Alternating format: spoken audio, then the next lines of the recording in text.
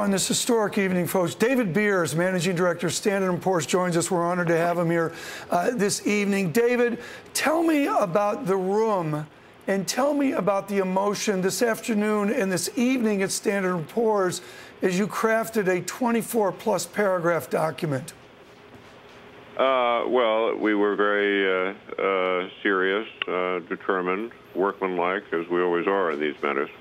When you look at the workmanlike, and I understand the delicacies here, and the idea of discussing conversations in the White House is pretty much off the mark this evening. How will you handle this Monday morning? What is on the to-do list for Standard & Poor's Monday as you receive the reaction to this announcement?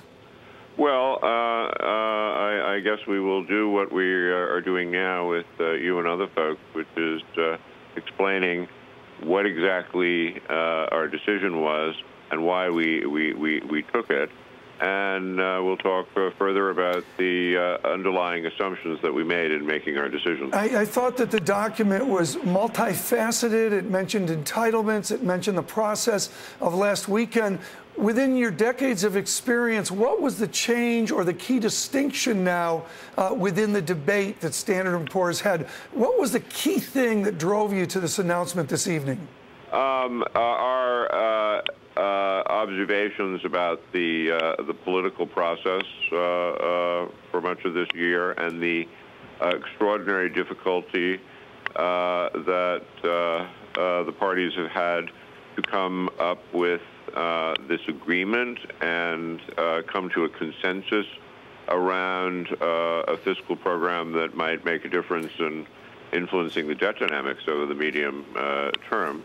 And we concluded from that debate that there was still a very narrow cross-section, if you will, of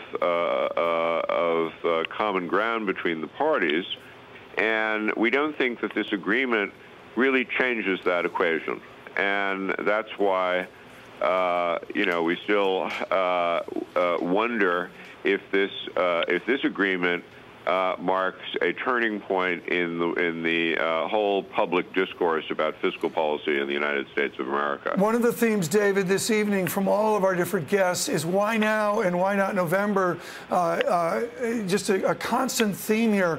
Couldn't you have waited another week or two?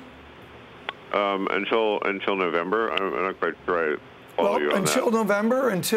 Was there a debate about now versus September or October? I see, because you're thinking about the select committees, yes, deliberations and all that. Well, remember what the agreement actually outlines here. There's a two-step process, and Congress is putting in place the select committee, which is being asked to figure out an additional $1.5 trillion of cuts over the coming decade. If they can't come up with something that Congress will accept, then of course they've got the automatic triggers, which is $1.2 trillion, right?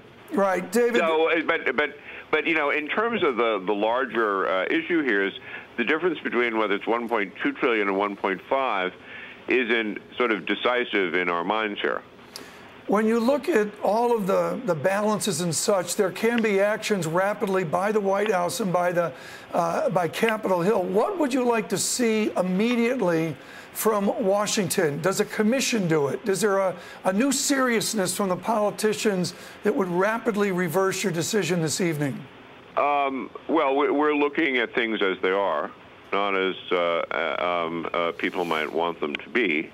And what the game in town at the moment is the select standing committee that's going to be created, and that's the new law of the land. So that's what we're focusing on. The central bank came out with a statement this evening. The Federal Reserve, some of our commentators suggested a pushback to Standard & Poor's that we can still pay our bills. What would you like to see from Chairman Bernanke? We think that the monetary policy capabilities of the Fed remain undiminished. One final question, if I could, David, this evening. A long, long day for all of us and many more times to chat here in the coming days. It's a split rating right now.